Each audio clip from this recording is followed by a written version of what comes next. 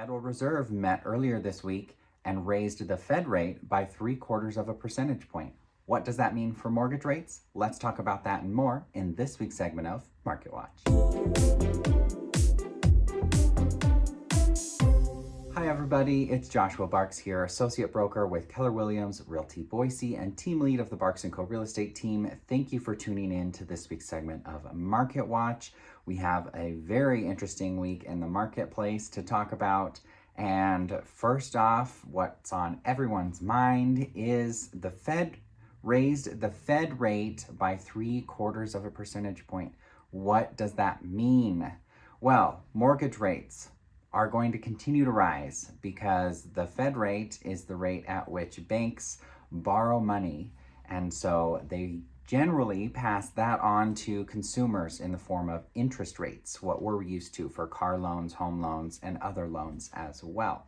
So basically, the Fed raised the federal rate by 3/4 of a percentage point, and mortgage rates jumped by 0.5 percentage point based on the national average. So now the national average for the 30-year fixed, according to Freddie Mac's polling, is 5.78% for a 30-year fixed. So that's incredible because just last week we were at 5.25%, and we had some volatility for the month of May because we started May at 5.25%, then went up to 5.5%, and then back down to 5.25% last week. And now here we are almost at 6%. So no surprises there if you've been staying tuned. I've been talking about interest rates going to be continuing to rise through the end of the year. Again, I wouldn't be surprised if we see interest rates 6% and higher by the end of the year. So what does that mean for buyers? Well, interest rates can impact your mortgage payment, your monthly payment significantly, meaning that if you're already shopping at the top of your budget on payment-wise, interest rates are going to greatly affect your buying power. An example is if you are shopping a few months ago at interest rates of 3.5% for a $450,000 house with 20% down, you're looking at monthly payment, principal and interest only of about $1,600 a month. Today, if you're shopping at, well, actually not even today, if you're shopping at 5.5% for the same $450,000 house with 20% down, your now mortgage payment is just over $2,000. So that's a $400 difference just because the interest rates went up. So if you want to keep that $1,600 payment, you now have to shop for a home in the 350s. So that's $100,000 less in purchasing power for the same mortgage payment just because the interest rate is up 2 percentage points. So that's why this matters. If you are considering buying, especially if you're selling and buying, now is a great time to get on the bandwagon as people are jumping out of the marketplace. And as a seller, you can still capitalize on our hot sellers market we're experiencing, even though it feels much cooler than what we've experienced the last couple of years. In fact, when we're talking about inventory levels, we have, again, the highest inventory we've seen since 2017, which is incredible. We've needed this inventory for so long. We have now 1,200 active listings. That's 1,200 for sale available homes on the market in Ada County right now for existing homes. So that's up from last week's 1,000. 280 new listings came to the market in the last week. Average days on market, if you're just looking at the active listings, the ones that are available, so we're not counting pendings, we're not counting solds. Average days on market for everything that's asking right now is 30 days. So days on market is continuing to rise, and we're going to likely see that in the future. Continue to rise, getting back to more of a state of normalcy of what we saw prior to the pandemic.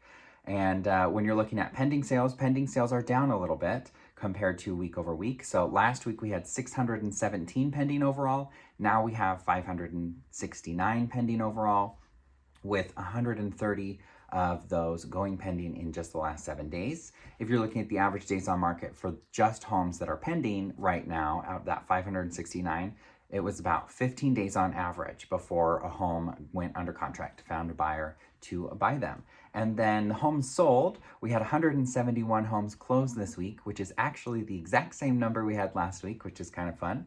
Average days on market for just the homes sold in the last 7 days was about 10 days. So you can see 10 days to 15 days to 30 days. So days on market is going to continue to rise, and prices are going to continue to stabilize. We likely aren't going to see prices decrease any significant way, so we're not likely to see prices drop by $50,000, $100,000, but we are going to see a significant dampening in comparison to the price appreciation. So we're likely not going to depreciate by the end of the year. We're up 7% so far this year, and my guesstimate is we're going to see that be about 10, maybe 10 to 15, depending on really what happens with inventory and demand and interest rates. But I'm guessing we're going to be up about 10% for the whole year of 2022. And so prices will still be appreciating, just at a much slower pace, and great news for buyers because there's going to be less bidding wars. You can actually get more of a fair deal when you're buying a home than what you could have gotten in the last couple of years, potentially, just because you can finally say you don't have to waive all the contingencies and be kind of crazy competitive, because maybe you're not competing as much, which is fantastic. And then on the seller side, you can capitalize on the hot market that we're experiencing right now before inventory continues to rise and while demand remains relatively high, because rates are going to go up. So demand will stay, pretty consistent right now. At least it has been. So that's kind of what we're seeing.